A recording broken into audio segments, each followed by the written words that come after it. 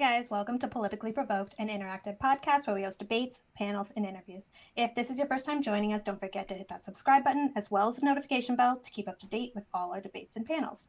We are primarily on YouTube, but you can find us on Facebook, Twitter, Twitch, Discord, BitChute, and TikTok. All the information is in the banner below. We also have a link tree you can find in the description, or you can just search Politically Provoked and we should pop right up. We are a neutral ground where people from across the political spectrum can either duke it out in a debate or just have a casual discussion in one of our panels. Either way, we try to represent both left and right-wing views on every episode. I'm your left-wing host, Brittany, and this is your right-wing host, Todd. How are you, Todd? Doing good, Britt. How you doing tonight? I'm doing good. Sorry we're late, you guys, but we got it. Okay.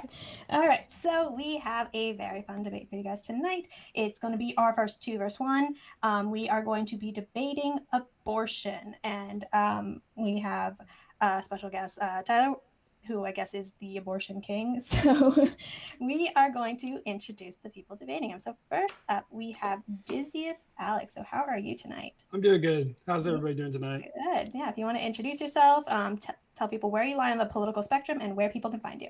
Okay. DizziestAlex. Currently do YouTube and currently work oddball jobs when it comes to photography. At the moment, when I lie on the political spectrum, is I'm more centrist, lean naturally a little bit left. So. Okay. All right. So next up, we have STRDST. How are you tonight? Hi. Oh, You're muted. almost forgot. Sorry about that. Hi. I am STRDST with no vowels, and you can find me on YouTube and on Twitch. I am a filthy liberal who happens to be left-leaning. Yeah. Okay, great. All right. So next up, we have who will be debating the pro-life side is Tyler Bluntman. How are you tonight? Hey, what's going on, Brittany?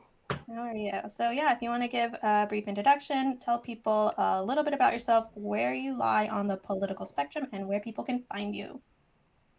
Sure. So my name is Tyler Bluntman.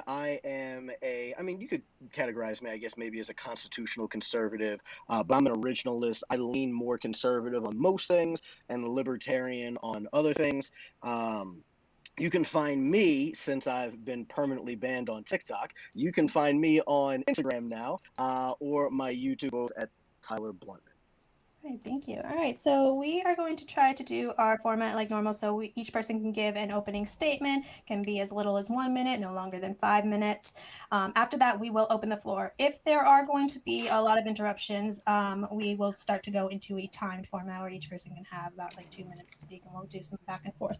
So I think at the end, we will do a Q&A. So if you guys have any questions, tag Politically Provoked, and who your question is addressed to, we will get to those.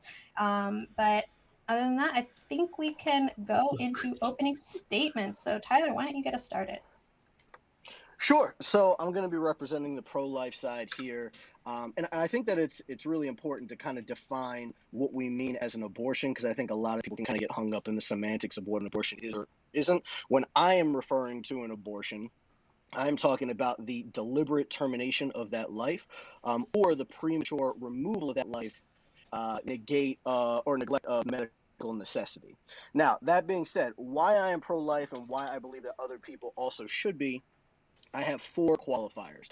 The first qualifier is that I believe that personhood starts at conception.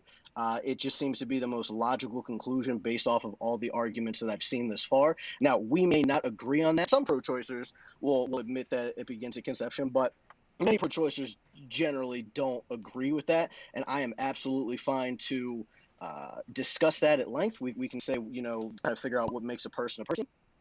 But my last 3 qualifiers we should all be able to agree on. The first one being that all human persons should have an equal right to life. Now, that does not mean that your right to life cannot be forfeit. Like, if you tried to break into someone's home and rape their daughter, your right to life is forfeit there. But generally speaking, all human persons should have an equal right to life. The second is that the killing of a person that you force to become dependent on your body would generally qualify as homicide. This is what is happening in the womb. I mean, we could have endless scenarios to kind of test that. But yeah, you can't force someone to become dependent on your body and then say, you know what, I'm just going to go ahead, sever that connection. If you die, you die. I should not have to face legal consequences. That's homicide. You killed them.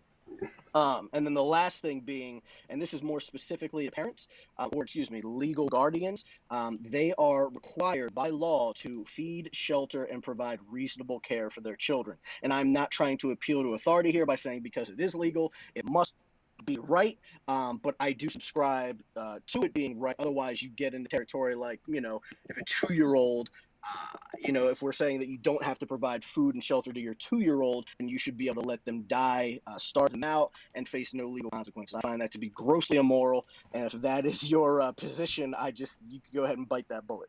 But yeah, that's my opening statement. All right, thank you. So, Stardust, why don't you give your opening statement?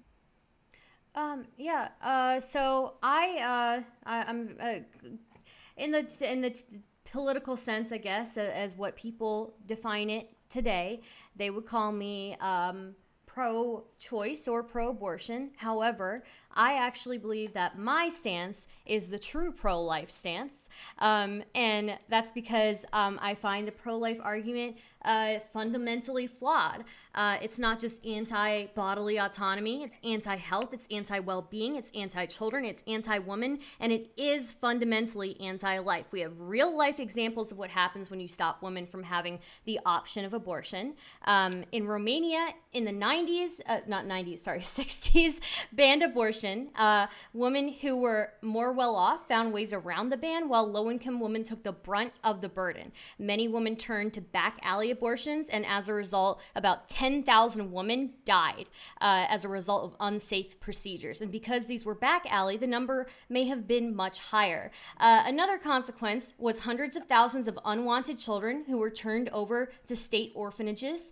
When communism fell in Romania, hundreds of thousands of children were found in orphanages, many who were malnourished, beaten, and abused, and some who were even shackled. Globally, it's estimated that 8 to 11% of maternal deaths are caused by unsafe abortions. With just these few numbers, it is evident that the position of pro-life is not actually pro-life. Also, to piggyback off of Tyler's point about the requirement for people to provide for the children that they have, I am all for that, right? But the majority of people who seek out abortion, or a good portion of them at least, do it because they don't have the economic means to provide for those children. Providing the ability for people to have abortions is not just a right dealing with bodily autonomy, but a right dealing with the ability to have access to health, economic freedom, and a better life for the children of the future who, when you are ready to bring into the world, you can. Great, thank you. So, Alex, why don't you give your opening statement?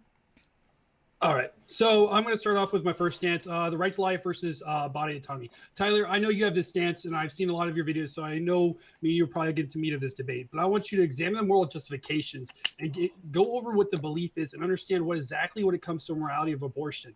I think going over this argumentation, this long-held view can show and overlook an inconsistency actually in your own stance of pro-life. I hope you can have that debate. The second will be alternatives, basically charity-based organizations and or adoptions. A lot of pro-lifers like to argue that there is alternative means, and I will easily clarify in today's debate that those alternative means are actually not that great or not funded enough to the extent they need to be. So, Tyler, I'm going to go over your points real quick while I'm here to kind of cross-apply and understand what I disagree with you.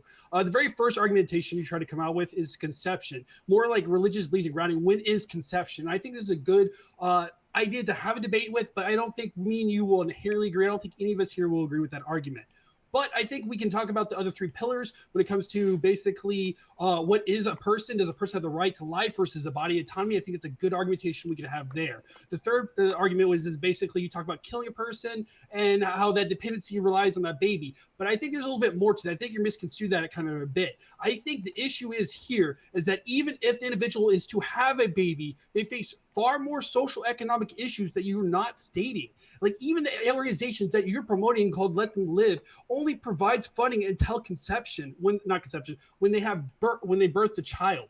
They don't provide any other means or alternatives. And that's why I want to point out that there needs to be more. If you're a pro-lifer, you have to go beyond to help these individuals to allow not abortion to be that alternative. And I don't think a lot of pro-lifers go far enough, even on charitable programs or even actual structural programs in the United States when it even comes to adoption agencies. The final one you said is feed and shelter, that by law they have to. We can get to a legal debate about this, but the issue is if they can't take care of that child, then that child gets taken away through through social services. So you're right. Yeah, by law they have to take care of them, but if they can't, they get put in adoption in foster agencies. I don't really understand this argument. Hopefully you can clarify that. That's all I have. All right, so I guess Tyler, we can read it back to you if you want to get us started. Yeah, people are saying that I'm like choppy. My audio is choppy. My data is all messed up, man. I'm so sorry. Yeah, I told them I hope that. people can. I mean, can you hear me? Is it really fucked up? Yeah, I can hear you. We can hear you, but yeah, it's a little choppy, but we can hear you. It's it'll be fine. Okay, I'm trying to fix it. But anyway, okay, so all right, so just to be clear, do you both hold because I need to know if I'm arguing against two separate pro-choice arguments. Are you both holding the stance of the bodily autonomy argument? Is that your argument? I mean, I'm holding that stance, correct. Yeah, I believe in bodily autonomy, but that's not just the only pure reason for being pro-choice. So I mean, that'd be probably a more argument towards me, Tyler, than anything. Well, she said bodily autonomy as well. She did. But I think she wants to argue more the implications of the policy. Okay, so here's what I like. To try and argue against two separate ideologies is going to be difficult. So I'm trying to figure out like what you guys have in common, so I can kind of attack that. It's the same thing. The only difference is she's. Yeah. Sorry. Go ahead. No. Go ahead. You probably can summarize it better. Don't mansplain. I'm trying. I stopped, man. That's instantly when I felt that I was like, oh no. But yeah, Tyler, what she's getting at is that she agrees with bodily autonomy. She just wants to extend more into the policy ramifications when it comes to mandating the policies when it comes to abortion. Basically, status quo versus post-change. Okay, so I just have a question to both of you, and you Sure. can kind of answer that. I mean, this is kind of how my whole argument is predicated on. So, if person A forces person B into a physical state of dependency, should they be legally permitted to remove that dependency if it's going to result in person B's death? Sure. Yeah. Yes, they should be. They shouldn't be allowed. If it's involving their actual body, then yes, 100%. I will argue 100% every single time that I will justify somebody 100%. I know this is a spicy take, but 100% of the time, I will say bodily autonomy overrules life. So 100%. Tyler, let me ask you these Hold questions. on. Let me follow this up.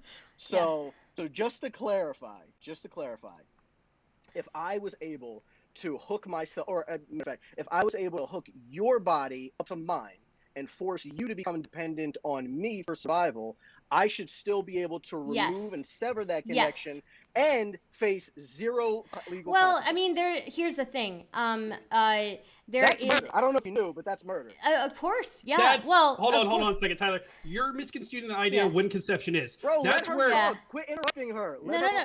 It's okay. Look, there's a huge difference between how egg is fertilized and when it becomes implanted in the wall of the uterus, right? And the process of actively getting somebody hooked up to your body. Right? These are very different things. If birth control fails, which sometimes it does, if condoms fail, which sometimes it does, these are things that were not intentional ways of making somebody dependent on you, right? However, if you drug me and you hook me up to yourself and you make me dependent on your body, then it is a little bit different. Okay. So I think I understand what you're saying. You're saying that you don't subscribe to what I'm saying because what I did was illegal. No, because what you did is an act of actually like making the effort of making somebody intending for a specific person to be reliant on you, right? It's like a hostage situation. Why does that matter? It matters because when somebody is taking precautions in the exact intent to avoid the situation of having a hostage, right, or having somebody reliant on them, and that fails, then it's a completely different intent matters, essentially. So hold on. So are you saying that people shouldn't face legal or shouldn't face like consequences for their actions? even if they did it by accident. If I accidentally throw a baseball at someone's window and the window breaks, That's should an I face active zero consequences? So okay, here's again, the act of throwing the baseball is not a preventative measure, right? Wearing a condom and using birth control are preventative measures, right? And also, to add to that, if you believe that life is it happens at conception, there are tons and tons and tons of fertilized eggs that don't implant in the uterus wall and are washed out with the period. Those are technically, in a way, abortions. Okay, so I think I understand what you're saying. So let me go ahead, because you're talking about like preventative measures, but you're not really explaining why that matters. Just because I take a preventative measure for something doesn't mean that I am neglect of any type of consequence that comes from that action, right? If I go to if I go to a shooting range and I take every preventative measure that I could, I sign up for all the classes that I need to sign up for, to safely, properly handle my firearm. I make sure that I do whatever type of preventative measures that I need to, but then I still accidentally shoot someone in the face. I still need to face legal consequences. How do you accidentally shoot somebody in the face?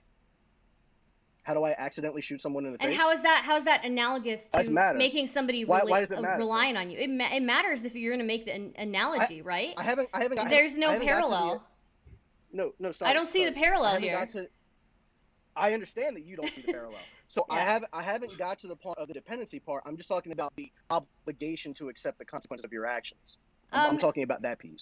The obligation, when the consequences of your actions are you have taken active. You have basically, because let's face it, taking birth control. Look, no, don't interrupt me. You told him not to mansplain, okay? Yeah, now you don't. Neither with you, okay? Both of you guys can shut up. All right.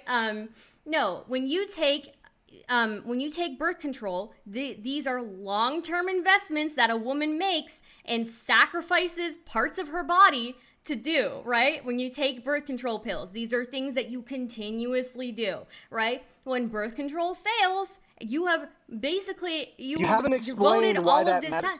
It matters because you have made your life has revolved around making these precautions, and then secondly, you're just saying words. You're not actually saying anything. No, I am, because it's not being punished for the consequences of your actions, because your actions have been directly to prevent the exact thing that has been happening.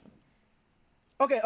So I'm in my house. I board up like everything. I try and put like rubberized foam around my house. And I still want to play baseball in my home. I want to play baseball in my home, and I'm taking all kinds of necessary precautions, right, to make sure that I don't break any windows. But I break a window anyway. Should I face those consequences? I mean, sure, yeah, but it's not. Okay. Yeah. Okay. So hold on. So wait a minute. They're not comparable. They're not comparable. How did you devote? Let me finish. Stardust, let me finish. Whoa, stop interrupting her, dude. You just told me to stop interrupting her. Start being consistent. Please talk, Stardust. Buddy. No. I was in the middle of It's okay. No, it's okay. Don't worry. Let him speak. Let him speak, and then I'll explain to him. I'll explain to him why I don't. So go ahead. Please. Go ahead, Tyler. So what you just said, you just contradicted yourself. So what you just said was that because you did. So because someone Bro, would you shut up so that I can speak? I'd appreciate that, Alex. Thank you. Okay. So check this out. You're irrelevant at this point, so check it out. So Stardust. So yes, you just said that if you take preventative measures, that you should not have to face some type of consequence, correct? Well, again, I would not equate the two, right? You have literally sacrificed your own body. You face actual side effects of birth control. I'm not sure if you're aware. There are plenty of side effects of birth control. You're not attacking what I said. You're not attacking. No, I am. There's no side effect of you boarding up your house except for the fact that you don't get as much sunlight. It's not an active years long of side effects that you have to deal with because you're taking birth control. It's completely different. It's not even remotely related. You throwing a baseball in your own house, like that's your choice, right? But also your house is your property. That's your autonomy, right? My body's my property. That's my autonomy. So, I mean, at the end of the day, if you're doing it in somebody else's house, then yeah, maybe you should face the consequences of your actions. But if it's in your own house, then fuck it. If you want to fuck up your window, that's fine with me. So you didn't. So I appreciate what you said, Yeah. but you didn't attack anything of my point at all. I don't so understand. my point. I'll try and make it more clear. Okay. So my point was that what you said, I was only talking about facing the consequences of your actions, right? So when you said, well, no, you don't have to do this when it comes to pregnancy, because in pregnancy, if you're taking some type of birth control or some type of preventative measure, that you are actively trying to prevent this from happening. I gave you an analogy to where I was like, okay, so in this analogy, I am taking preventative measures to ensure that I don't break or break any type of window or any type of anything, really. And then you said, well, no, you should have to face consequences for those actions. So what you are doing right now is called hold on. So what you're doing right now is called special pleading. Are you familiar with special pleading? Okay, well, wait. Let me explain something. If you're doing that in somebody else's house, 100% face the consequences of your actions, right? But if it's your house and you're making the decision, right, to throw around a baseball and you've done all these preventative measures, I mean, like, if you're not bothered by the window being broken, then go ahead and do it. If you want to get the window fixed, then fine. But you'll have to pay for it or whatever. However, I do not see these analogies as equal, even with the idea that your house is your property and my body is my property. I just don't see them as equal analogies. They're just not. You don't sacrifice years of your life and sacrifice your body to board up your house. Okay, so I don't know how to. I mean, you could easily substitute your own house for anything. I could substitute that with some kind of public building. It doesn't really matter. I feel like you're just not attacking my argument, but that's okay. Body is not... I'm just gonna ask you this just to kind of dead this issue. Yeah. Do you believe that people should have to face consequences for their actions if they consciously and voluntarily act on them? Whether or not it was an accident is irrelevant. It depends. There's Depends no on yes what? or no answer to that. So It's because it's an overgeneralization. There's no yes or no to that? there isn't, because it depends. Yeah, it really does depend. See, Tyler, Depend on what? Alex, the consequences of your actions. Okay, thank you. Thank you, Tyler, for allowing me to jump in. The consequences of your actions.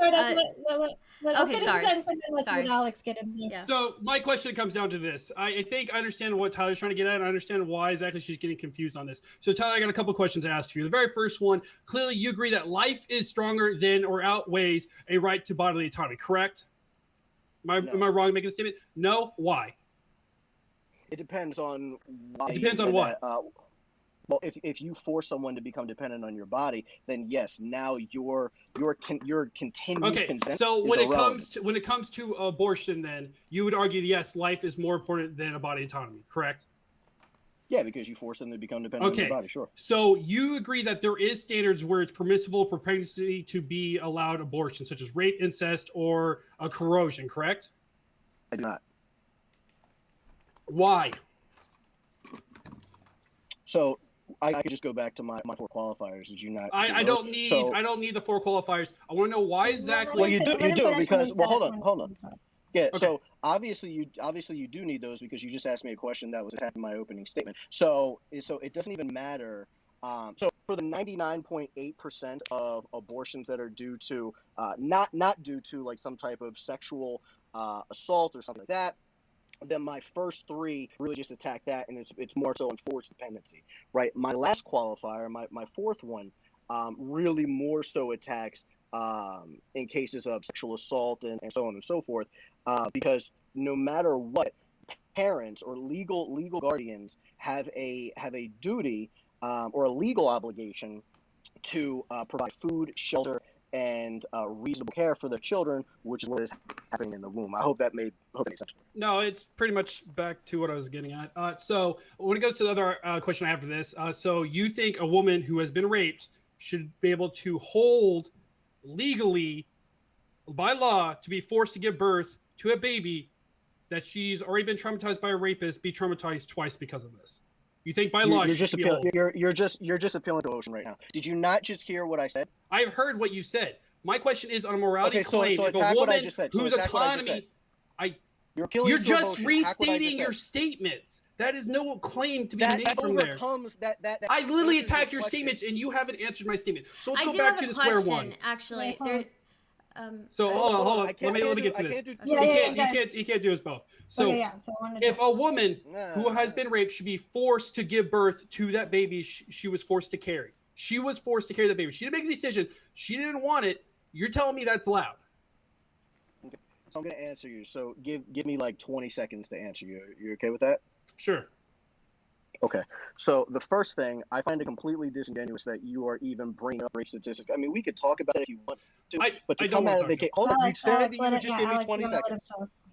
Right? So to even bring up this, I just find it's completely disingenuous. You want to talk about the 0.2% of abortions instead of the 99.8%. I find that to just be grossly disingenuous. But that being said, I've already answered you. Because what you're just saying is you're just appealing to emotion by saying, oh, well, Tyler, well, you're going to have her face more trauma. But I told you that a mother, that a legal guardian, right? And STRDST actually agreed with me earlier with this. I think you might have agreed too in your opening statement.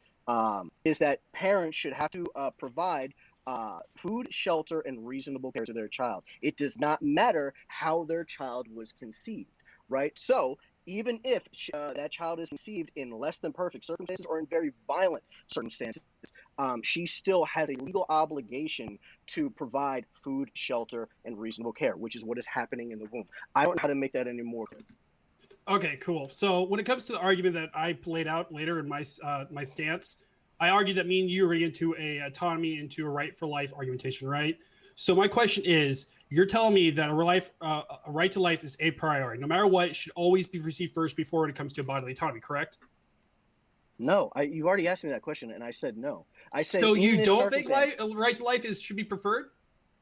Alex, you gotta let him finish his sentence. I said I didn't say that in every circumstance that someone's life should overcome bodily autonomy. I said in this circumstance, sure. So, okay, let me explain what you're basically telling me. You're telling me that in circumstances it's not allowed, but in abortion it is allowed.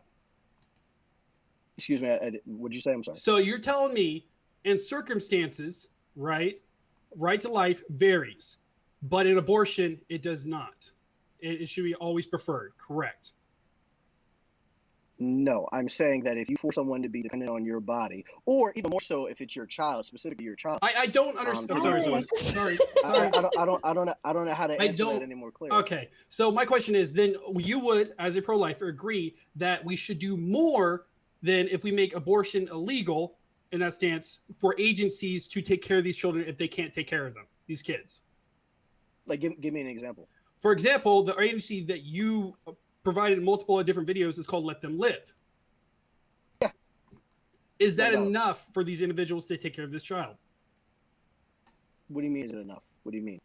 Do you understand what your agency that you promote, Let Them Live, does? No, I don't understand the My question is like, because most of the arguments that are being laid out, right? Are you asking me if people should be forced through taxation to pay for this? Is that what you're asking? No. What I'm arguing and asking is, when it comes to agency, if you believe that if we have to do for right for live, how exactly should we go about that? I'm asking you, like, what regulations, what rules? Actually, you know what? You're right. Yeah. How should we go about this? The Let Them Live organization is a completely voluntary organization where people donate money. I still don't understand what you're saying. It's a great organization. People voluntarily give up money to help these women. So are you asking, like, I don't know if you're asking if people should be forced to pay. I don't get what you're saying. So I'm asking basically status quo versus change. So you're saying that basically, let's just go ahead and say you're right? Let's say we wipe a slate, that abortion, right conception, right to life is boom, boom, boom, boom, boom, right?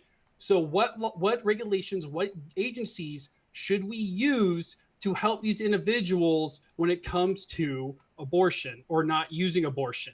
You're saying Let Them Live is one agency, correct? I'm asking you, what agency should we prefer?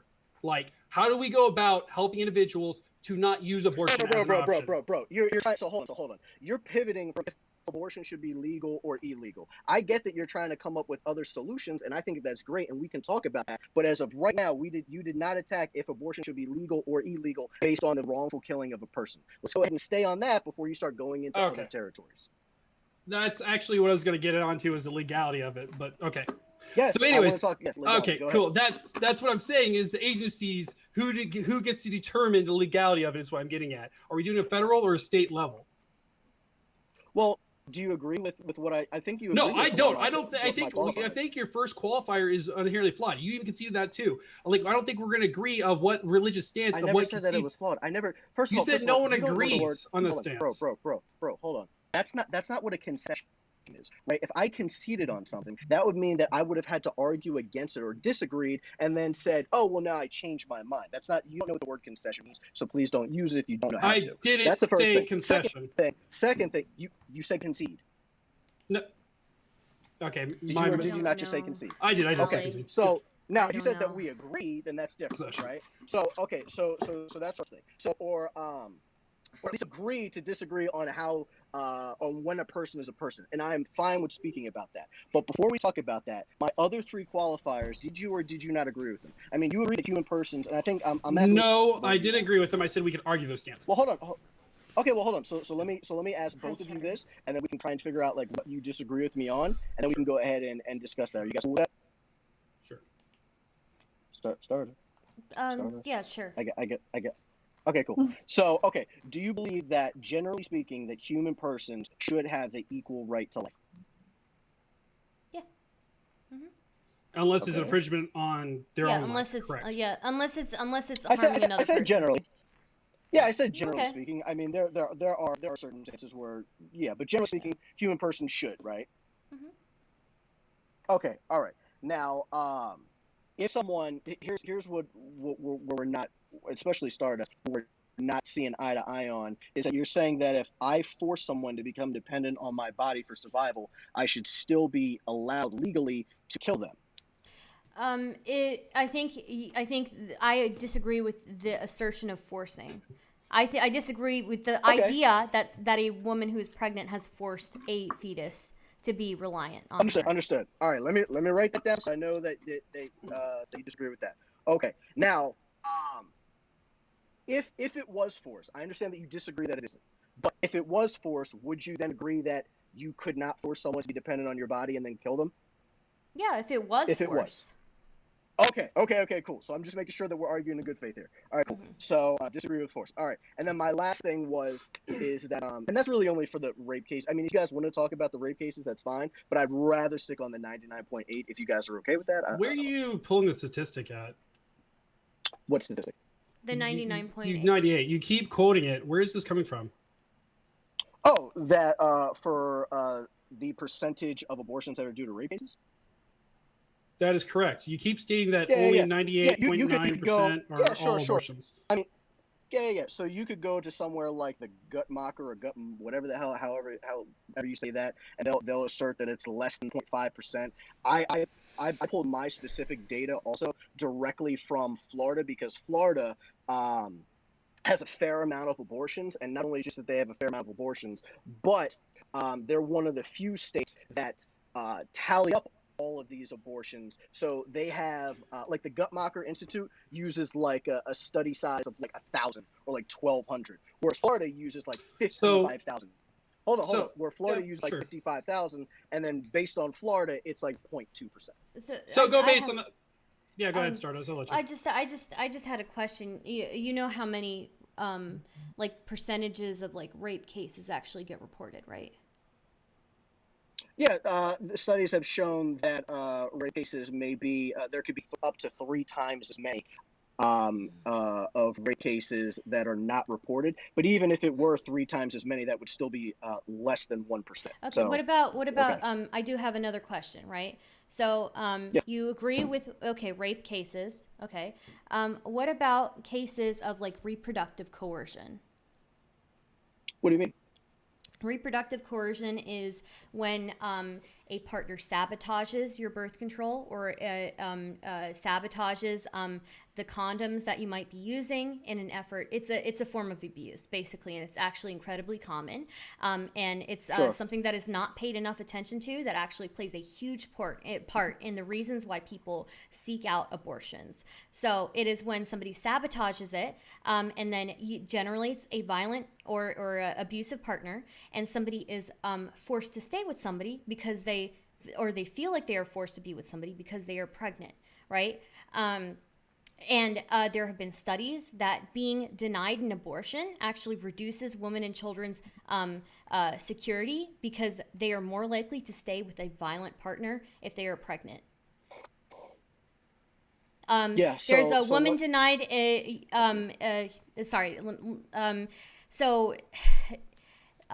there's like a statistic that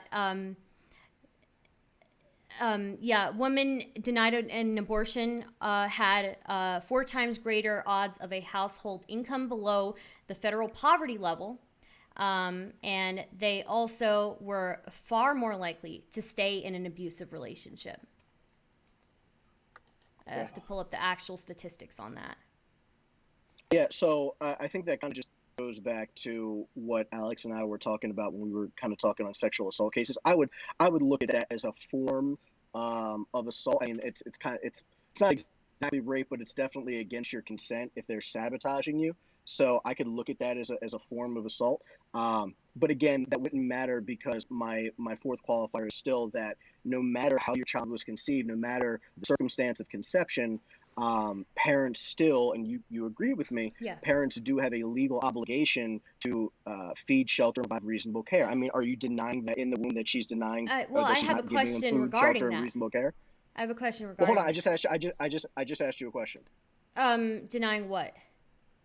I'm sorry. Can you repeat it again? Do you deny that in the womb that the mother is providing food, shelter, and reasonable care? Yeah, she is, but I don't think that she's forced the fetus into that position. I think that the fetus is what? I'm sorry, I didn't hear you. I don't think that she has forced the fetus into that position. No, that's fine, and I'm absolutely going to address that. But at least for this part, then it would kind of render like this part that you're talking about, like the I forgot what you said, forced coercion. I forgot what you said. Reproductive coercion. Yeah, and I do still have some more questions surrounding that, actually.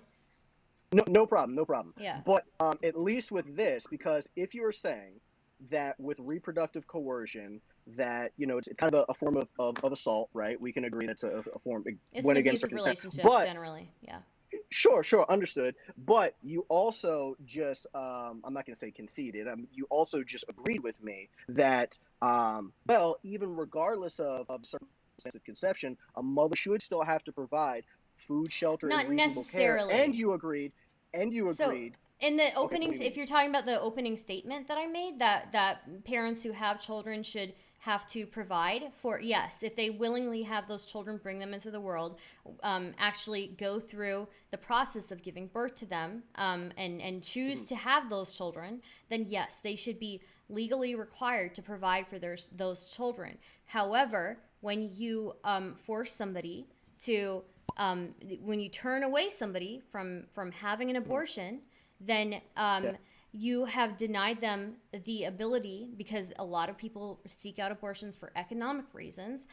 You've denied them the ability to prevent from putting that child into a life of poverty.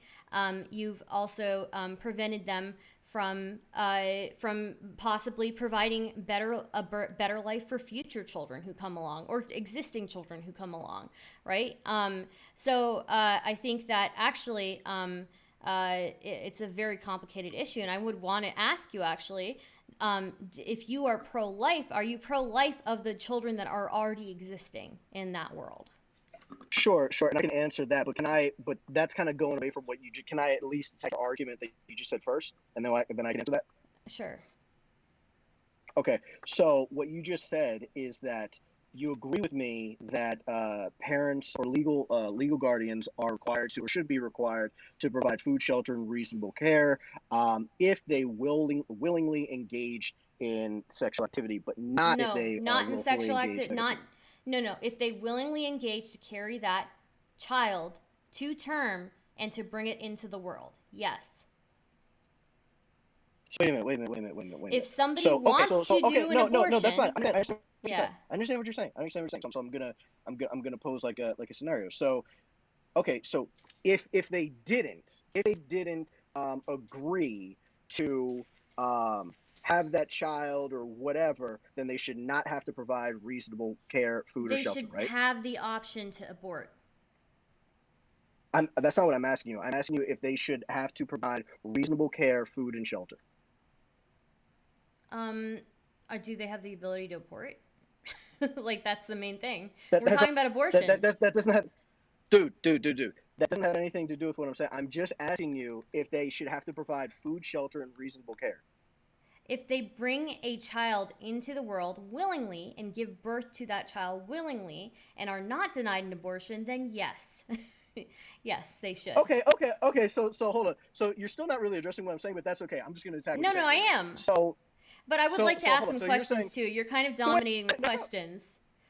No problem. This is my last question. Okay. Okay. So, well, not my last question of the night, but you get what I'm saying. So, so by what you're just saying, you're saying that if they are, I guess, forced to have a child, right, forced to give birth, that they should not have to provide food, shelter, and reasonable care.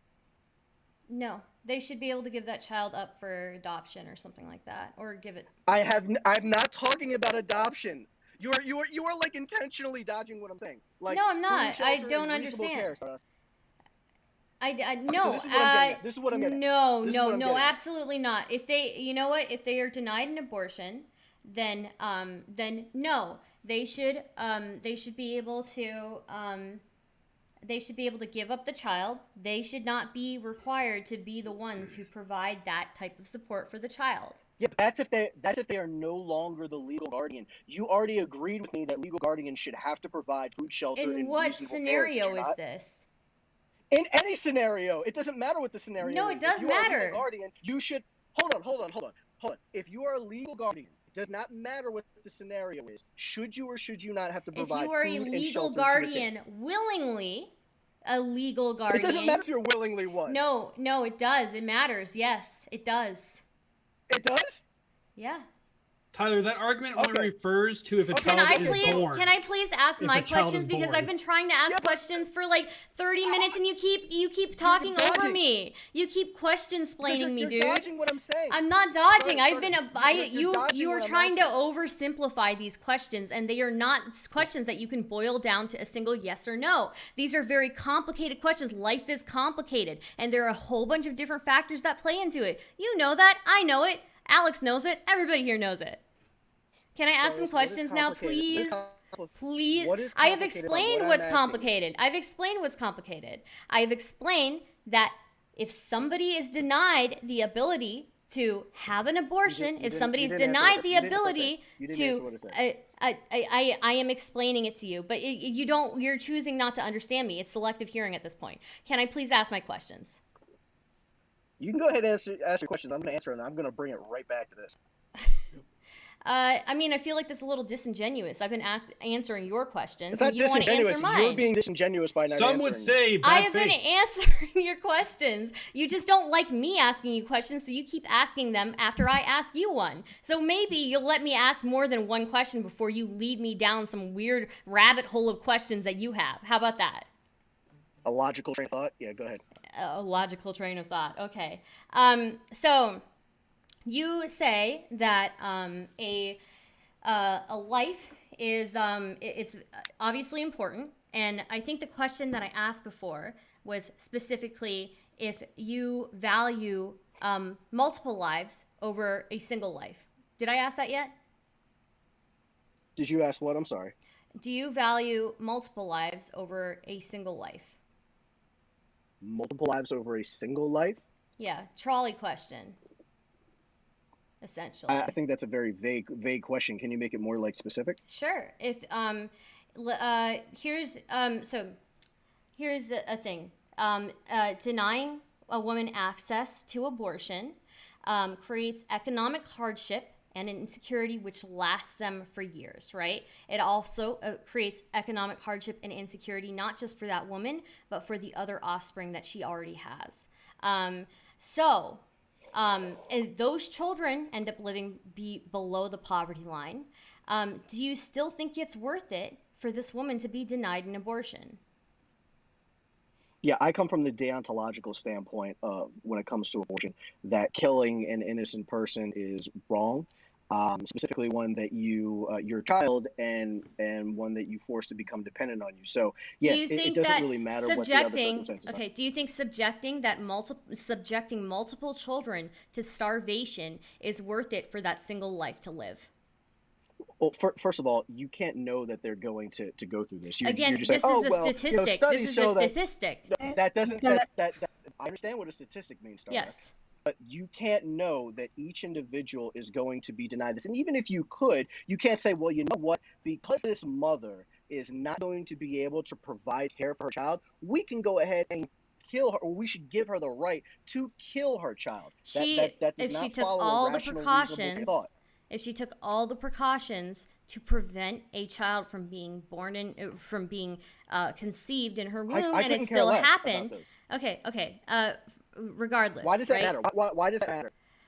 Because if you have multiple children who are going to, live below the poverty line, who are going to be hungry, who are going to live in economic hardship and have insecurity throughout their entire childhood, because denying abortion has been shown to lead to that, then yes, I think abortion should be legal. And it is not a pro-life. Let me finish. All right, I will finish. Let me finish. Okay, if you want to truly be pro-life, then you will care about the other children who have to suffer in that economic hardship, and you will care about the other children who have to live, whose mother, because she is denied an abortion, will stay with an abusive partner. And those children are exposed to violence. That mother is exposed to violence, and that newborn child that was forced to be born into the world is exposed to violence as well. And another thing is, as soon as a woman becomes pregnant, the actual incidences of abuse skyrocket.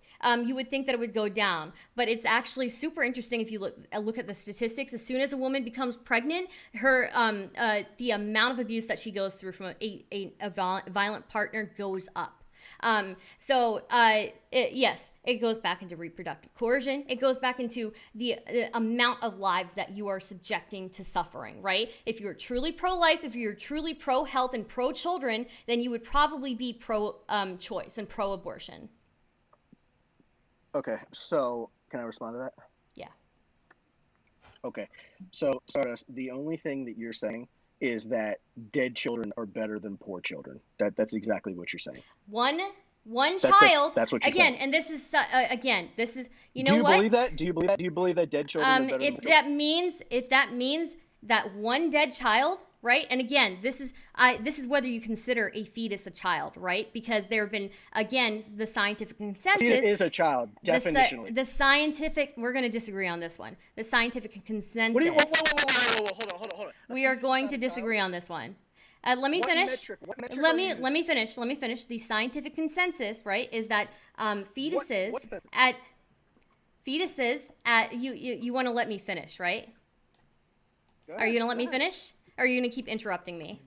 Oh yeah, I'm going to bring this question up again. Go ahead. Yes, I will. I am trying to answer it, but you keep interrupting me. So, do you want to let me finish? I apologize. Or do you want to keep interrupting me? I just said that I apologize. No, that's not. Are you going yes or no? Do you want me to finish? Get in there. Do you want to let me finish? Yes or no? Or do you want to interrupt me? I think that was he wants you to finish. Okay. Fetal pain. So the scientific consensus by the Journal of American Medicine has concluded from the data of dozens of medical reports and studies that fetuses are unlikely to feel pain until the 3rd trimester of pregnancy. If you really want to go down this route, sure, maybe argue against 3rd trimester abortions if you're afraid of a fetus being a child. If they can't feel pain, I think we need to figure out what, our definitions of personhood are probably very different.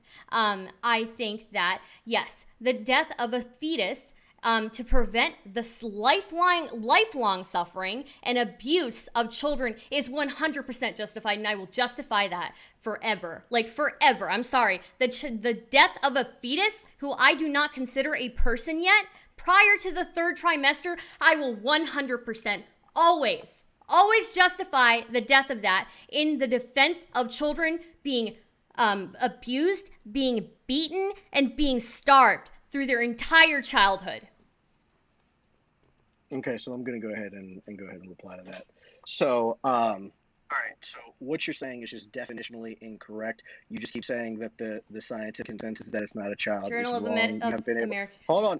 Let me finish. Right. You just talked for like 2 minutes. So, so we can go by any textbook definition, and a fetus would satisfy the definition of a child. You can go by Merriam-Webster, which is an unborn or recently born person. You can go by Oxford Dictionary, arguably the most renowned English dictionary in the world, a young human below the age of puberty. You can go by Collins, an unborn offspring or a fetus. You can go by dictionary.com. You can go by medicaldictionary.com, which is an unborn infant or a fetus. That's more of a medical dictionary, right? So what you're saying is just definitionally inaccurate. So that's the first thing. Second thing, the only thing that you've said is again, you're just saying that now you're saying is that, well, it's okay to kill them if they don't feel pain, right? So it's okay to kill children if they don't feel pain. That's so grossly immoral. Like I would really love for you to go ahead and back that up. But if you are saying, because I heard the last part, well, I heard all of it, but the last part is that, well, don't agree that it is a person yet. If you guys want to talk about personhood, I am absolutely cool to talk about what makes a person to you. Do you want to go ahead and talk about that? I actually want to respond to something you just said. A fetus is the unborn offspring of a mammal, in particular an unborn human baby more than 8 weeks after conception. So that is not the definition of a child and a fetus. A child and a fetus are very different. Okay. You gave the definition of a child, yes, and I am giving you the definition of a fetus, which is not necessarily considered a child. A fetus is the unborn offspring of a mammal, typically a human when we talk about it, right? But it is the unborn offspring. And I'm sorry to say this, but what's it called? This definition of child. Wait. Okay, wait.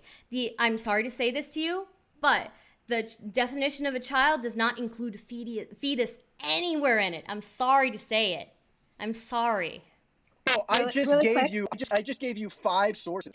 You gave me none of them said fetus. None of them said fetus. None of them said fetus. Okay, so hold on. None of them said fetus. So anybody, let me finish, please. So anybody here who is in the comments, please. Here, Merriam-Webster fetus definition is unborn or unhatched vertebrae, especially after attaining the basic structural plan of its kind. Yeah. Hey, let me back. That's not the only definition. You know, there are multiple definitions. Yes, I cited 2. I can cite more. Hold on. Hold on really quick. So Tyler, finish whatever you're gonna say, and then we're gonna finish this a little back and forth. We're gonna give Alex a little bit of back and forth, and then we're gonna get into Q&A. So we're gonna finish this part up, and then Okay. So what you are saying, you are like just lying to people in the comments right now. You go to Merriam-Webster.com and you search up the definition of child, if you go to child, if you look down there, it's 3A. I'm being very specific. It is an unborn or recently born person. Yes. Okay. So a fetus in Merriam-Webster dictionary, you can also look that up, is an unborn or unhatched vertebrae, especially after attaining the basic structural plan of its kind, a developing human from usually 2 months after conception to birth. There's multiple definitions. Fine. There are multiple definitions. Mine's still So satisfied. maybe we Mine's shouldn't be still going off satisfied. of semantics. Maybe this argument's not about semantics. Well, hold on. Were you giving me the definition of a child or a fetus? A fetus. The issue. No, I understand. Hold on. I understand what fetus is. I understand that you have to be at least 8 weeks. I get what the fetus is. I am telling you that the unborn qualifies to be a child. That's what I'm saying. Yeah, but You're again, giving me the definition of a fetus. I am I'm giving you the definition of a child. Yes. Again, specifically, right? What? A child does not necessarily because Tyler. you yourself have said that the definition of child is there are various definitions, right? A fetus is not necessarily included under the definition of a child. Tyler, let me just yeah, so backtrack. let's- Let me Yes, backtrack. yes, it is. Let me backtrack. So Yeah, you're saying a fetus is a child, correct? We'll just get that out of the window. Is that right? What'd you say? I'm sorry. You're saying a fetus is a child, correct? A fetus is a child? Yes, a fetus is a child. Okay. And Stardust, your definition of a fetus is that it's not a child, correct? Yeah. Okay, Maybe up cool. until like the last month or something. Yeah. That's fine. We get into technical terms when it comes to science. But anyways, so Tyler, what she's getting at here, and this is where I'm going to indict you on this, just because you're using what's considered a common man definitions. These common man definitions does not apply when we get to the intricacies of medical issues when involving her. A medical definition should be preferred. I gave you first of all. Yeah, first of sure. all, You can give me thousands of definitions that are common man, but we have to use science to indicate. Bro, Yeah, you as gotta soon let as him I finish the just tried- sentence. As soon as I just tried to say something, you cut me off. So I gave you per medicaldictionary.com. It is the same thing. It is an unborn infant or a fetus. That is the definition of a child. It doesn't even matter because this is so far away from if abortion should be legal or illegal. So I can go ahead and just scrap this and let's just go ahead and move on because you guys wanted to go ahead and talk about personhood. So what do you believe makes a person deserving of the moral consideration for life? Well, can I just say really Yeah, quickly? and then let Alex get into their because Just after one really they're quick back thing. and forth.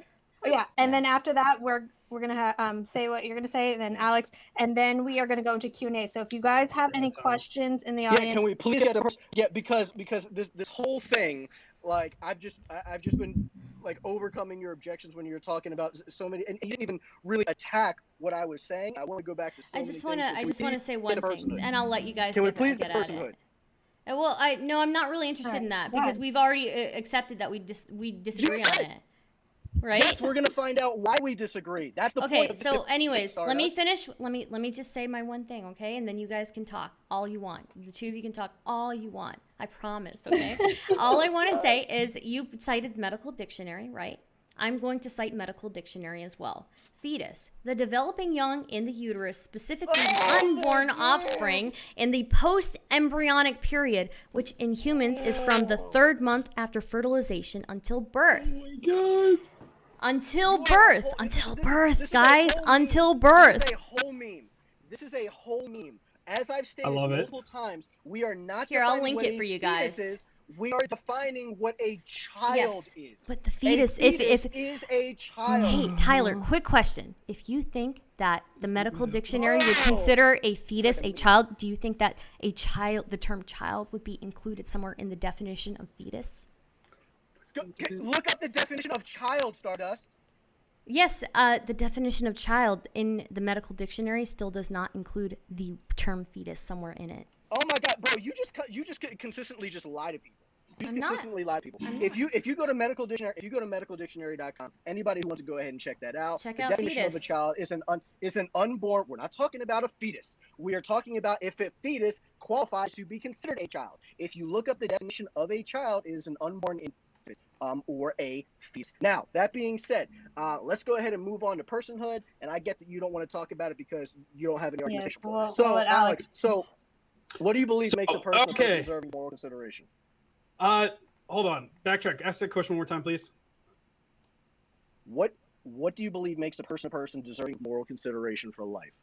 What exactly you mean by that? Like, what standard are you going by so I can understand exactly? Like, what do you consider as well? Because what I consider like a person, individual, like body autonomy. Like, there's multiple different arguments to that. So, what exactly? Like, please narrow it down because that's like a big umbrella we can get into.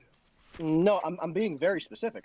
So I'm asking you, what makes a person deserving of moral consideration for life? I don't know how to make that Oh, okay. So clear. we're getting to that. So I guess it would have to be exactly like when exactly does somebody have a conscience, or when I guess you get into a more theology type of concept, like when is life started. So depends. For me, it's when the consciousness would occur.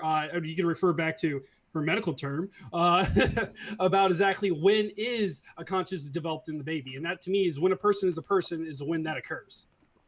Okay, why? Why? It's because that's when they're able to develop, I guess you can say, their own soul, metaphorically, their own conscious, who they are, what they soon to be. I guess you could say nature versus environment. We can get a little bit more to that. A soul isn't something that we can really quantify in any type of scientific. I mean, we won't be able to quantify really anything. Like I said, we're not going to agree on this. We can quantify. You can quantify a person on consciousness on medical, right? Yes, we can quantify if someone is conscious or not. Yes. Yes. So you think a consciousness is formed automatically on conception, then? No, that's not what I said. Okay. So your argument, I've made this clear in my opening statement that I subscribe to personhood beginning at conception. But I don't need consciousness to make someone a person-to-person deserving of the more. Hold on, bro, Jesus. Deserving of the moral consideration for life, right? That's what I asked you specifically. What makes a person deserving of the moral consideration for life? You just said that consciousness is what makes a person a person. Okay, so then I asked you why, and then the same thing, but that's okay. So if consciousness is what makes a person deserving of moral consideration for life, do they currently have to be experiencing consciousness? I mean, technically, yes, to be considered a person, yes. Okay, so under your moral framework, someone under general anesthesia wouldn't be considered a person, and they wouldn't have the right to life? I mean, technically, under anesthesia, you still have consciousness. No, you don't. Yes, technically, your consciousness would be in a REM under state. yes. I didn't say under anesthesia. I said under general anesthesia. Under general anesthesia, you do not experience this. You're telling me that they don't go into REM state at all. They're not technically asleep. No, they're not. If they were asleep, they would be able to breathe on their own. You can't even breathe on your own when you are under general anesthesia. Do you understand what it means? Yes, I know exactly what it means anesthesia. So you're getting into argumentation of the vegetative state. You don't because you're saying that they're asleep. There's more factors to that. Like you're generalizing how anesthesia works in itself too. Can I make a hot take? Alex, can you provide me any documentation that you are that you still have consciousness under general anesthesia? Under general anesthesia. Yes, I can 100%. Give me a couple seconds. Okay. I mean, I don't know why you want this right now, but also after this back and forth, we are going to get into Q&A, you guys. So if you guys want to start sending your questions in. Hey, Brittany. Yeah. Brittany, how long does a Q&A last? However many questions we get. How many questions they get? So actually, I just looked it up right here on when it comes to. Well, I wanted to finish. Did you have anything else you wanted to ask me? Well, I was going to say, how about we do like 6 minutes of Q&A and then we finish this up? Well, you guys.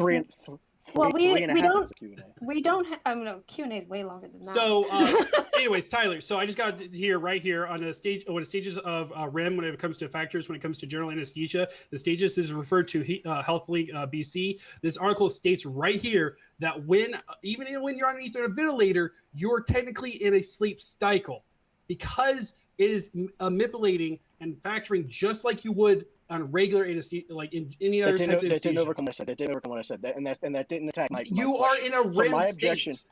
My question to you. No, you're not in a REM state because under general anesthesia, you cannot feel, perceive. Hold on, you cannot feel, perceive, or dream. And what you are stating also, and you probably want to drop that and tell us exactly what website you're looking at. But I said specifically general anesthesia. General anesthesia. There are many different forms of anesthesia, but general anesthesia, you face no consciousness or sentience of any kind. Okay, so let me get this straight. So you think somebody in a vegetative state, right? Who cannot factor. Vegetative state isn't the same. Isn't the same. How is it not the same then? They have no consciousness. Some people, because it depends on what you mean by vegetative state. How's that different?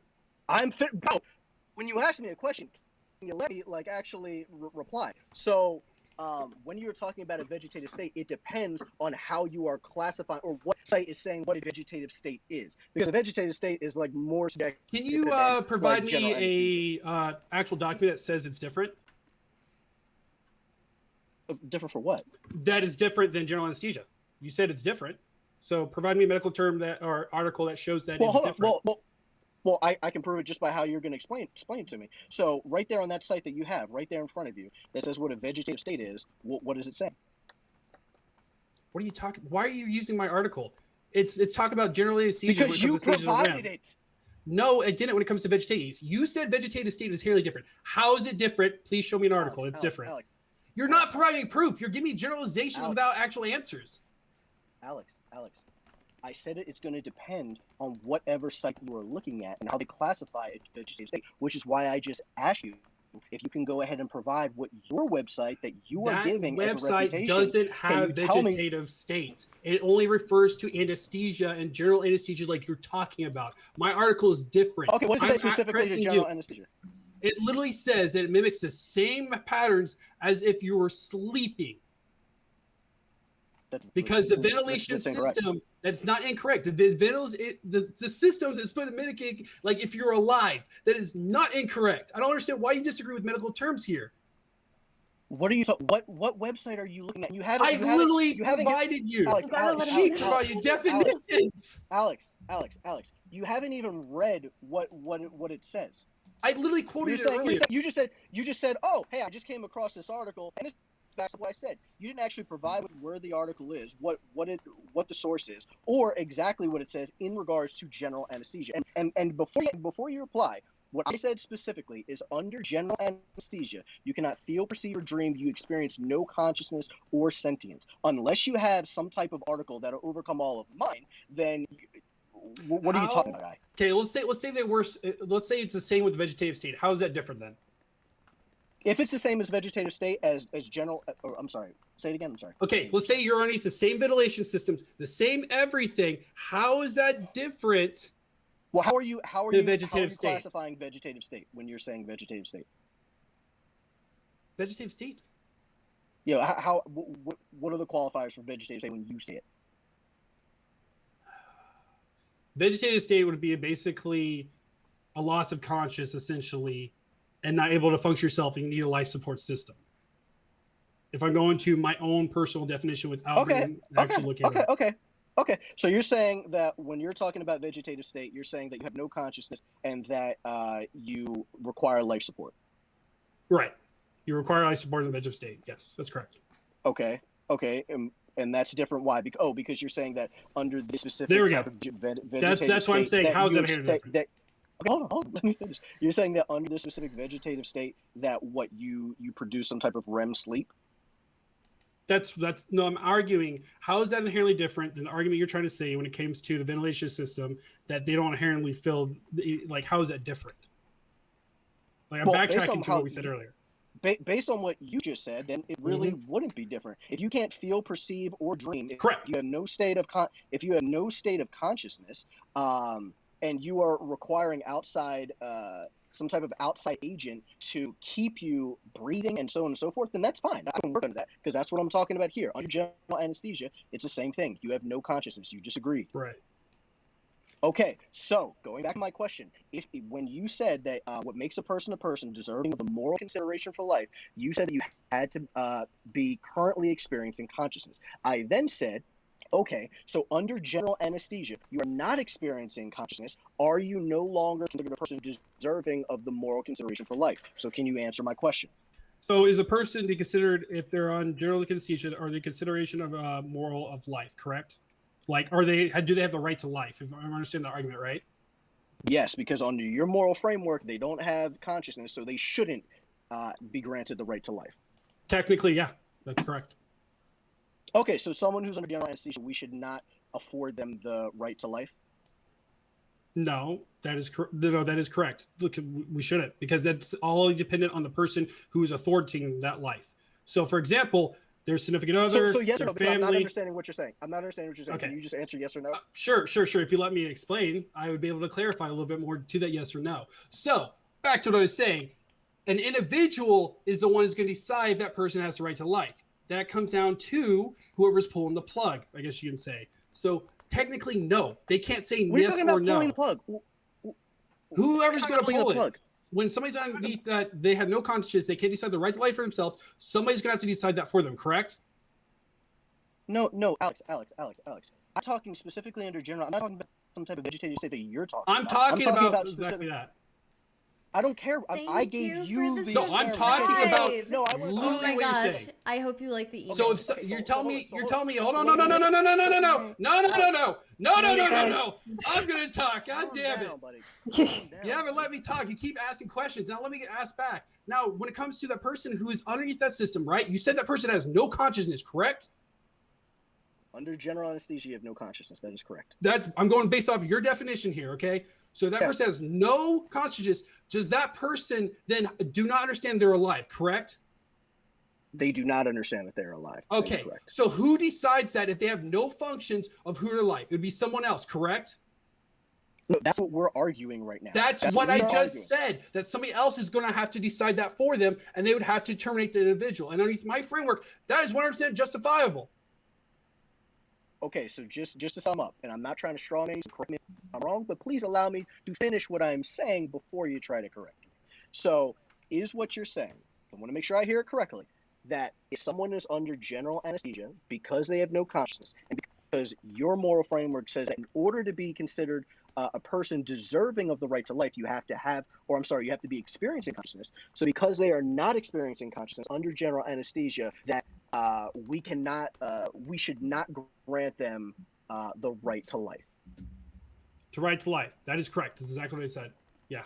That's fucking insane. So, okay. So if you want to go ahead and bite that bullet, so hold on. You can go ahead and bite that bullet. So anybody, bro, I swear to God, you better not ever get into a car crash. You better not ever have to go under any type of surgery that requires general anesthesia, because under Alex's framework, if you are under general anesthesia and you are not experiencing sentience, then they can just say, you know what, fuck it. We can just go ahead and go home. We can kill them. We can do whatever we want because they're not persons considering of the moral consideration for life. That is fucking bonkers, and that is okay. You can go ahead and bite that bullet. I disagree with you, bro. Because I don't want to be resuscitated. I actually have that. Like, that's actually legit in my will. I don't care if you want to be resuscitated. You don't know if they want to be resuscitated or not. How do you know? How do you know? Exactly. You're assuming you understand their consciousness. You understand that there's more factors into this, right? Ding, ding. Ding, ding, ding. A point goes to Alex. Yes, if I get into a car crash and I don't have some type of anything, though. We're having this conversation, right? Hold on. If I get into a car crash and I don't have any and they don't know if I want to be resuscitated or not, we take it under the assumption that they do. We don't just say, you know what? Because we don't know if they want to be resuscitated, we're just gonna say, fuck it, just kill them. Just let them die. No, we revive them. That is fucking crazy that you subscribe to that ideology. That they understand that you do or do not be resuscitated, correct? That's the only clip that I would need to show other people why your ideology is so fucked. Like, that's the only clip. Why are you being an asshole now? I don't understand you, man. I didn't insult you personally. I just said your ideology. Yeah, you did. You just said my ideology is fucked. You're literally critiquing me as a person. It is. No, it's not, because you can change that. I'm saying your ideology is. All right, so let me backtrack a bit so we can get back on the same page. So let me get a question. Do people understand your preposition when it comes to pulling that circumstances, correct? Like, your significant others and your family knows not to do that at all, correct? Hold on. What did you say? I'm sorry. So your family understands that you would want to be resuscitated, correct?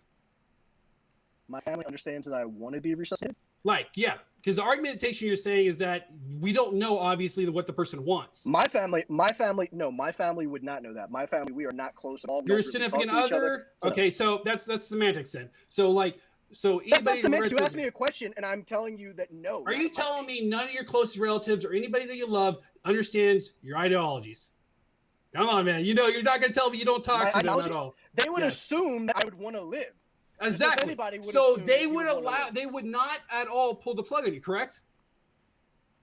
That's a prior anything that what I said. That's what I'm getting at, is that there is other factors when it comes to that. They understand what you want with your body. Alex. They are upholding your body autonomy right there. Alex. You are conflating one scenario with another. I am talking about general anesthesia, right? And I specifically even talked about an accident or any type of surgery that someone would have to go Cool. into. So and then let's hold on, let's go. and then Seriously. you are conflating it by saying, oh well, Tyler, if could your parents pull the plug on you or something, or your family members pull the plug on you? That has nothing to do with what I'm saying. You already bit a bullet. I'm good. I'm gonna go over here to Stardust. Yes, Stardust. Let's talk. I wasn't done, but cool. I just had No, a you quick, are done. You are totally done. I'm done. Thank you. I just had a quick question. So, is the scenario that if somebody goes under surgery that that they should care if they don't come out or something like that? Is that what you're trying to ask here? I'm just trying to clarify. No. Okay. So what Alex said was that how he grants people the moral consideration for life, or what makes you a person, like deserving of the right to life. He said that you have to currently be experiencing consciousness. So I said, okay, so in this scenario, under general anesthesia, you are not experiencing consciousness, so should they not be granted the right to life? And Alex just bit the bullet and said, yeah, they shouldn't be granted the right to life. Well, here's I guess what I would say in response to that, and I'm not necessarily sure if I agree with this, specifically that idea of personhood. I think personhood is very complicated, but I would say when somebody makes the decision to go under surgery, they will sign a variety of different papers, legal documents, acknowledging that there is a risk that they won't wake up. I've had surgeries before. I've signed plenty of those papers. And I'm sure, you guys have had your own experiences with that, right? So you are still consciously making the decision to enter that unconscious state, and you are well aware that you may not wake up. Well, no. So let me go ahead and address that. So one, I would say that there are scenarios like that. I'm not gonna disagree with you, but that doesn't mean that it's every scenario, right? So, and especially this. So, because what you said, that there is a chance that you might not wake up. Sure, you are signing that you go into some voluntary surgery. Absolutely. But that is not the same thing as what I'm saying is that, well, now that you are unconscious, now we can just say, you know what? We can kill you. You do not have the right to life, definitively, right? That's what Alex is no, trying not to say. necessarily. So Not necessarily, because I doctors. didn't finish. Okay. Stardust. I didn't finish. So then my second point is that you're painting a very, very specific scenario like that when I'm just talking about general anesthesia in general. So like under the example that I gave you, like there are many reasons why people go under general anesthesia, and it's not a voluntary surgery, right? So like I could get into an accident and need a surgery, but I'm either unconscious in the accident, or something happens to where I'm not signing anything, right? They just are like, oh shit, we assume that he wants to live, so we're going to go ahead and put him under general anesthesia to help him. Okay, so I don't understand. You see what I'm saying? Yeah, maybe I'm not understanding then what the point is really, because I think at that point, if they are in the emergency room and they've been in an accident, something like that, and they are under anesthesia, or they've already entered, most of the time they'll already have entered like unconscious, right? At that point, people are already working to save that life, and if they happen to die, it's not necessarily that somebody killed them, but it's just that the medical personnel were. But that is what we're talking. But that is what I'm talking about. That is what I'm talking about. So okay. I'm not talking about the chance that something may happen wrong in surgery. That's not the point that I was making with Alex. The point that I was making is that if you are in an unconscious state, and I gave you a very specific unconscious state example, should you no longer be deserving of the moral consideration for life? That's what we're talking about. Well, when a medical professional decides to provide care for somebody, right? Even if they are entered into that emergency room, there is a standard that they have to follow, usually by the board and by the hospital and by the state. I understand that. Yes. I understand that, but we're not talking about. But we're not talking about what currently is in effect. We are arguing what should or shouldn't be in effect. Right. So what I would say again is that if somebody happens to pass away because the medical staff is am I making sense? It's if the medical staff is unable. No, you are making sense. No, you. Okay. No, Stardust, you're absolutely making sense. Yeah. It just has nothing to do with what I'm talking about. But that's okay. Maybe well, I'm thinking let me too ask you this. clinically of this. I work in medicine. It's so. okay. It's okay. No worries. So let me ask you this because I know Brittany's gonna want to go in Q&A in a second. So really quickly, if Brittany gives me like 5 minutes, Go ahead. Can you tell me, Stardust, in your opinion, what makes a person deserving for the moral consideration for life? I think it's a variety of things. I don't think it's just one thing, right? So obviously there's obviously the self-awareness aspect, right? Not just consciousness, but being aware of you as a person existing within this world, right? And then there's obviously as well, like whatever social contracts you may have with other people. I personally believe that a fetus doesn't necessarily have any preconceived contracts with anybody, right? I think that there's no contracts that have already been placed between a fetus and the person who happens to have accidentally grown that fetus. And I don't think that the fetus is yet able to have a sense of self. So I'm not sure. Exactly. Yeah, no. I understand. Yeah. I understand, and that's almost identical to the argument that Alex made. So, I'm sorry. That's almost identical to what Alex said. So then I could pose the same question. I just don't understand like what you're not understanding. I'm not trying to be rude. Not now. I know that I may have been rude before, and I apologize for that. But I'm not being rude now. Or I'm not trying to be. No, it's just answer. It's fine. So if somebody cannot be in a state where they're able to understand, because you said like basically you're talking about self-awareness, which is like sentience, right? Which is kind of consciousness. So it's like you're aware. But that's not of the your only place thing in the world. Yes, but very No, clearly. I get it, but that's what you told me. What you told me. Well, that's one. So what I'm saying is, okay, so attacking this one thing. So if you are in a state, like again, like if somebody gets into a car crash, right, and they are not able to sign any type of contract, they're a car crash, they're coming in and out of consciousness, they're not able to sign. Doctors or medical professionals, like they take it under the assumption that you want to live, and they go to help you, right? Yes. And I would argue that my point is. Well, hold on. My point is that if you are in a state, if they say, okay, we need to save his life, and we go ahead and put this person under general anesthesia, where they do not have any self-awareness, they do not have any consciousness, they do not have any sentience, should then, because they are in that state, should they no longer grant this person moral consideration for life? I would assume that you would say, I mean, I don't want to assume because Alex. No, because I actually disagree. I disagree because Alex's definition was based purely on one factor, right? I have already said that it relies on multiple factors for me. And for a person that's the only factor you gave me. No, it's not. I said there are pre-existing social contracts that people have, right? So there are contracts that the doctors have, right? That they have signed the Hippocratic Oath to help a person. There are contracts that, social contracts that people have with each other, like with their family members, to help keep this person alive. These are not like the idea of self-awareness is not the only thing that I base personhood off of. I said that from the get-go. No, I agree with what you're saying. Yeah. Well, not totally, but at least part of it. Like, I mean, would you agree that a mother has a contract to keep her child alive or provide reasonable care? Well, we disagree on the definition of child, so Well, you say what makes a person is that they need to have these things. Right, and I'm saying I've said it's not clear. I said from the get-go that it's not clear. I said, a couple of things that I this is why I don't get into this, because this is such a nuanced conversation. The idea of personhood, it goes into such deep areas of philosophy that I'll just straight up tell you, dude, like I am not a philosophy person. I just go based off of harm reduction. And harm reduction for me is preserving the quality of life for the most amount of people. I don't know about utilitarian. I don't know what a utilitarian is. I have no idea. But so it's basically like they believe in doing things, even if it's quote unquote wrong, if it betters society as a whole, then they believe that action is just. I don't know. I'd have to look into it more, to be honest with you. I just don't know philosophy. Like if you could kill 5 people.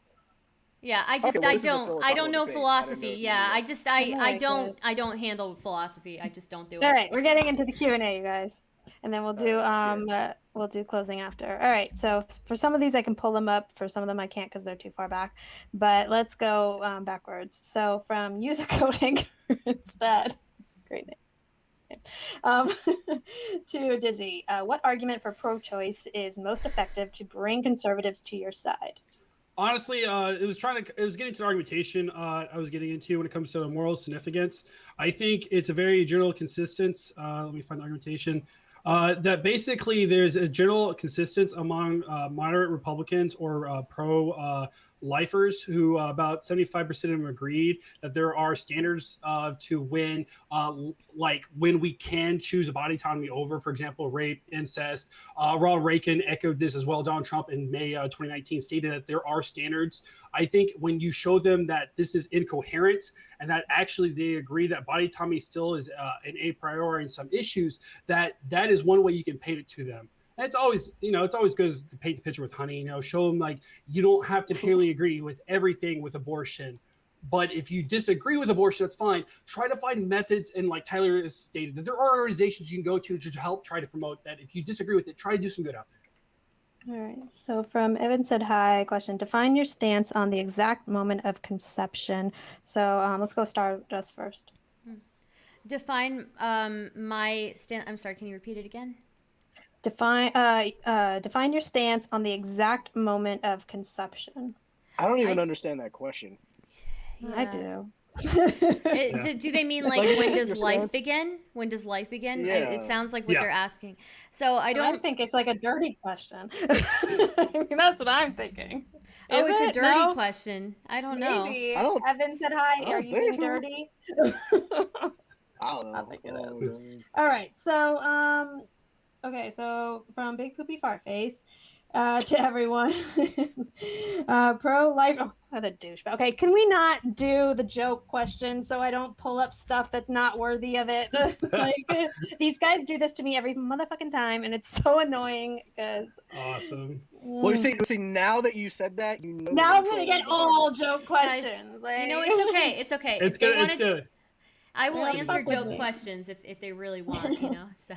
I mean, I guess I'll go ahead. I'll go ahead and answer the question. All right, go ahead.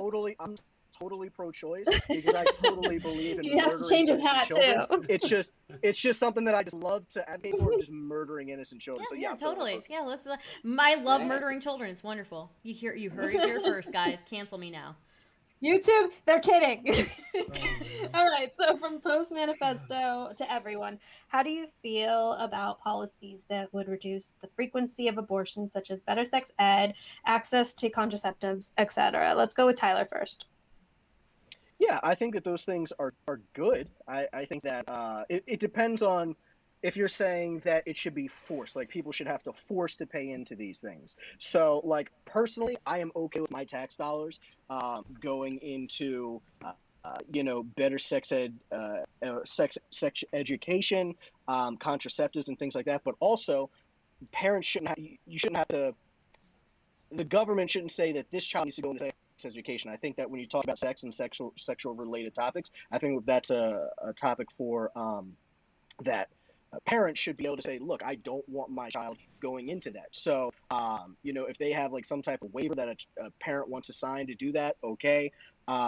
Also, when it comes to contraceptives, I think it's great. I think it's good. I would put my tax dollars towards to go there because I think people are still going to bang regardless, no matter what we're going to do. So at least we should, provide this, since the stats kind of show when they have access to these things that it does go down. However, that being said, I still don't believe that other people should be forced to pay for that, because this isn't something like eating. You don't have to have sex, right? So, people, conservatives specifically, make a very valid argument when they're like, look, you don't have to have sex. So, no, I don't want my tax dollars going there. I think that people should be able to choose. Okay, go ahead, Stardust. Okay, yeah, I have an extremely hot take on this one that gets a lot of disagreement from people. Give it to us.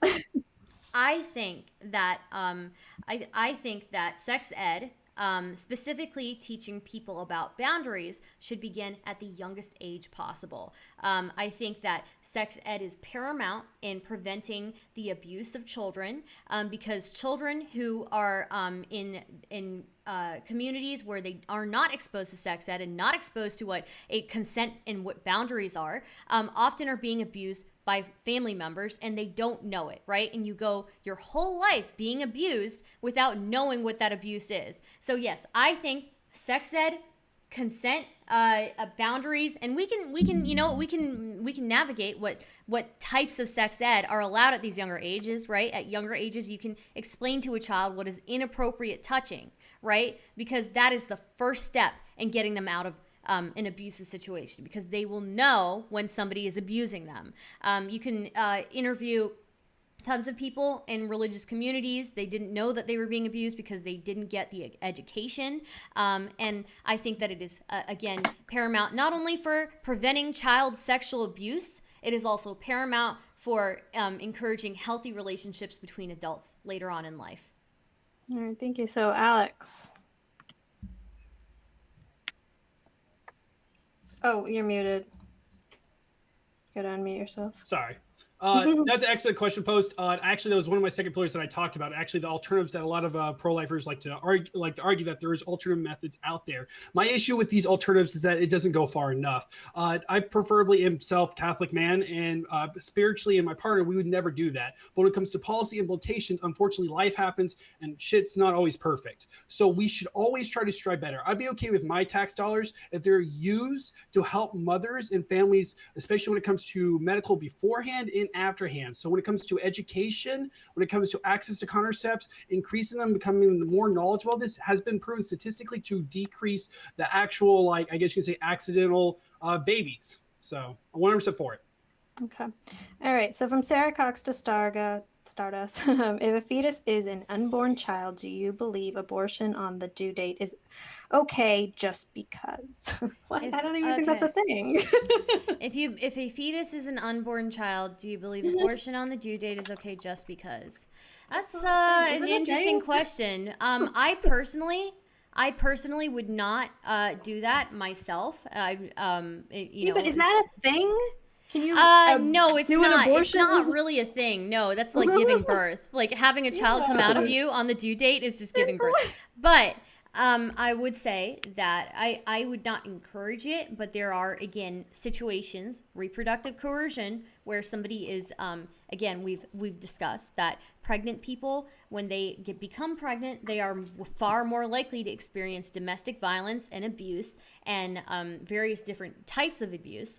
So I do think the option needs to be there, as much as I would hope that somebody would not do that.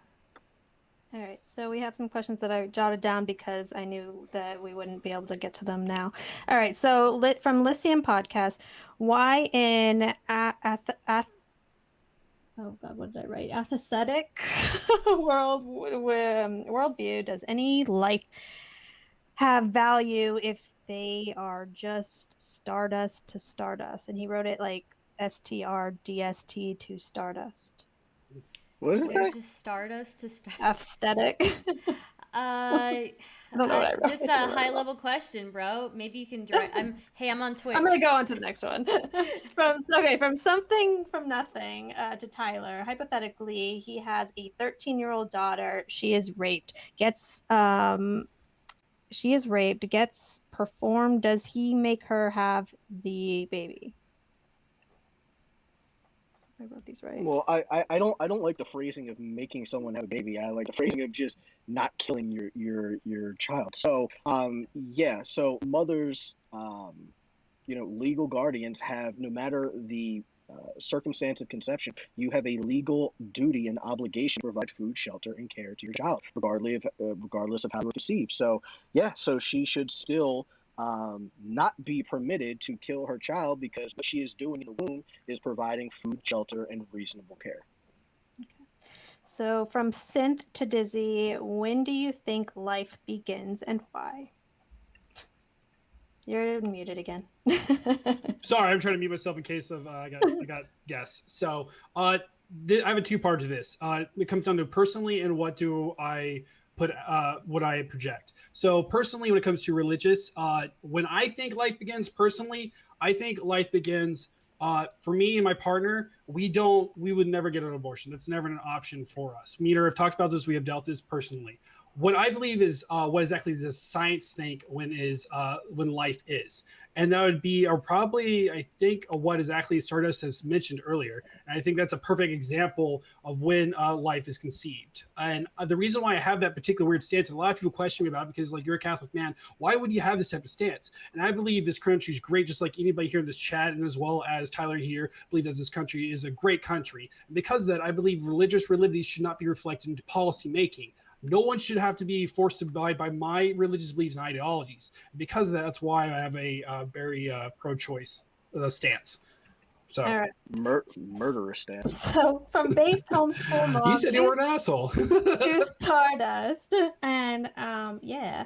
So, do you consider yourself a feminist? And if so, will you accept my challenge to debate on feminism versus patriarchy? This is Big Papa Ooh. Fascist wife, you guys. So, come on, Stardust. What is this debate on feminism versus patriarchy mean? I think a lot of people are. So I do consider myself a feminist. However, people are generally kind of surprised at a lot of the views that I hold, because I am not like a screaming Twitter, crazy person. I am open to a discussion on anything really, but I don't understand what the debate would be on feminism versus patriarchy. I'm not quite sure. I'm not advocating for a matriarchy, if that's what you're asking. Maybe she'll clarify in there. Yeah, egalitarianism, So, Alright, yeah. so from Kobe Topics, asking this to Alex. So you're saying if you had a family member that's under general anesthesia, you could just pull the plug because he doesn't have the right to life. Okay, so I kind of understand what he's trying to get with this argument, this question. So my stance on this is that there are wills you can write. There's also predisposition understanding of what your partner is. So when me and my partner talked about, and I wrote my will because of the job I do here in the United States, is that I could die any day. It's simple as that. And I already told her that if I ever get put in a vegetative state or put underneath anesthesia, she can just pull the plug. Like, I'm 100% okay with that. Okay. Let's see here from Nicole Rutland to Alex. Are there any circumstances where abortion isn't okay? When you talk about abortion isn't okay? Yeah. Honestly, my particular stance I've stated in this debate, I think abortion is generally okay. I think there needs to be more an understanding of, I guess, family science, more understanding, more implementation of family science within the states. I think there's a lack of it. If we allow this, you can plan accordingly. And then I guess if you and your partner are okay with having a kid, I guess that'd be the only time I think abortion would not be okay. But other than that, my stance is I think abortion is up to the woman. It's up to her to decide what she wants to do with her body. So Okay. From based homeschool mom to Alex and Stardust, is it moral to kill someone as long as they do not feel pain? Question. It depends on the contracts that they have with the people around them. Depends. It's a variety of things. Like we can't just base it off of one thing, right? It depends on the contracts that society has with them and that they have with society. As far as it goes, an unborn fetus, which I do not consider a person or having personhood yet, and the death of that fetus will most likely be beneficial to any existing children in the world that may be, offspring of that same mother. So I think that I don't find them analogous. I don't find these scenarios analogous. All right, Alex. Basically, my stance when it comes to that, Brady, can you restate the question just one more time to make sure I'm not misinterpreting it? Fuck, I think I deleted it. Rip. Thank you for the raid, Dylan Burns. I'm in the middle of a It's debate fine, don't worry right about it. now. She answered it well enough. It could be just Okay, so from Majestic, we're just doing Q&A right now. It's on Politically to Provoked. If you Stardust, guys, since you stated that you would like parents the option to abort a child in order to prevent possible abuse suffering, do you believe in eugenics?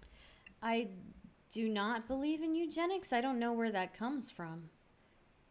Well, because they might have suffering if they have some type of disability. Correct. He wrote another question saying pro baby killers. Oh, baby, please course. read it. Pro It's very baby funny. killers. When is an unborn child considered worthy of human rights? As soon as it's free from its uterus prison. I'm sorry. Uterus That's funny. prison. That's pretty good. That is a very funny question. Can you repeat it one more time though? I kind of got distracted by uterus prison. So pro baby killers. When is an unborn child considered worthy of human rights? As soon as it's free from its uterus prison. In an ideal world, maybe they would maybe we would have an option for there to be like so I personally believe that as science advances, abortions will not necessarily mean death, right? But I do think that right now, the option for an abortion, as unfortunate as it is, needs to be there because, again, it is shown by study after study that women and children suffer by being denied an abortion. They are more likely to stay with a physically violent partner who will abuse them and abuse their children. And then that children who is born is more likely to not experience maternal bonding, not experience a good home life, and, experience abuse. So, yeah, I would say that, yes, unfortunately, we do have to sacrifice the life of a fetus to maybe improve the lives and prevent the possible deaths of people in the future. So, All right. because abuse escalates. Sacrificial lambs. So if Phrase it how you want. If you guys want to, I think that's all the questions we're gonna take. So if you guys want to go into closing statements, we can do that. So, Dizzy, you want to go first? Sure, yeah. I wish we got in a little bit more over this, but inevitably we got into more a theology debate or what is life or what we consider life is. I wish we got more into my tenets that could be examined as well with his four concept as well. I think if you're pro-life or pro-choice, regardless of your stance when it comes to this, I think we should need to do more. And what I mean by that is exactly my second stance is when it comes to charities or base organizations or within society itself, I think we need more family planning. I think we also need to be more involved with charities to allow alternative means out there for others to do. I think adoption would be a great organization, but exactly it's heavily underfunded and overmasked.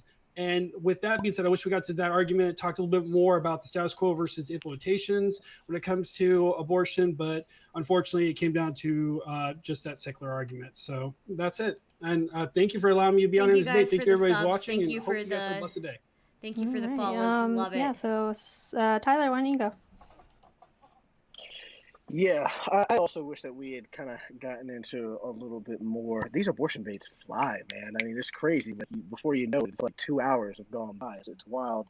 But I also know that it's kind of difficult when you have two people going back. This is kind of like a test run. We've never really done this before. We haven't either, so this is new for all of us. yeah. So very interesting. I definitely appreciate both of my opponents for being here, even though I emphatically disagree with what they said, even more so with Alex, because I find Alex's ideology to just be just murdering people. By anyone's standards, whether you're talking about abortion or not. I mean, once you admit that you don't have a right to life when you are under general anesthesia, either I have to assume that you're being satirical and trolling because you don't want to concede, or you legitimately believe in that, and that your moral compass is so incredibly just messed up. That shit does not point true You north, guys my are friend. distracting me I'm with all sorry the to tell songs. you, Thank but you. I just felt like any subjective morality that you can come up with. But I would say Tyler Bluntman is going to be going live on Instagram right after this to talk about this shit. So come on over to Tyler Bluntman's Instagram at Tyler Bluntman. All right, Stardust. Yeah, so I thought this was a great debate. I had a lot of fun with it. I hope you guys did too. I know we disagreed on some things, but you know, I enjoy every argument that I have, and I love irritating people. so so yeah, I would say I'm going to just say my final piece is that if you truly are pro-life, you would be pro-choice, because pro-choice is the true pro-life. There are plenty of children who go and do back alley abortions, and now you're killing 2 children instead of 1. So, in a way, you're killing more people. Secondly, we have discussed. I have hammered this point over and over and over again. People who are turned away from having an abortion are way more likely to experience economic hardship, and their offspring are way more likely to experience economic hardship. The children and that person who was denied an abortion are all going to be way more likely to experience physical and mental abuse, malnourishment, because of the situations that they're in. The person who is denied the abortion is also way more likely to stay with an extremely violent partner. And they're more likely to not bond with the child that they have to give birth to. So, if you truly care about the lives of children and the well-being of children, you would be pro-choice, because eventually being pro-choice will be a viable option for people to, even if they wanted to keep a fetus alive. But as it is right now, the consequences of outlawing abortion outweigh any benefits, far heavier, just because the massive effect that denying abortions has, not just on the lives of the women who can't have them, but on the lives of their children and their family. So that's my stance, guys. If you want to hear my really, really hot takes, because I have a lot of them and I get a lot of people mad, you can check me out, Stardust with no vowels, with an underscore at the end, STRDST underscore. I am on Twitch, and I'm also on Twitter. So I am Stardust underscore online on Twitter. So yeah. Thank you. I do have all 3 of their links in the description, so if you guys do want to check them out, I have all of their stuff in there. Thank you guys all for coming on. We have a big, busy week this week. Tomorrow night we have back-to-back debates starting at 7 p.m. Eastern with somebody from the Walk Away campaign, and they're doing a debate on Black Lives Matter, critical race theory, and equity. And then right after that at 9 p.m., we have one on the 1619 Project. I don't really even know what that is, but whatever. And then on Thursday, we are open. So anybody wants to schedule debates, we are open then. Friday night, we have a panel. We are going to be talking about mass shootings and then the week's events. Saturday, we have a debate at 8 p.m. Eastern, and Sunday, we're working out some kinks on that debate, but we'll get that figured out. But we do have debates every week. We have panels every week, so if you guys aren't subscribed, do that now. And thank you guys again so much for coming on. I know that a lot of people have been wanting to debate you, Tyler, so we might have some more for you. But yeah, so good night, guys. I think we're going to close it down. Thank you. Thanks everybody. Thank you. It was so much fun.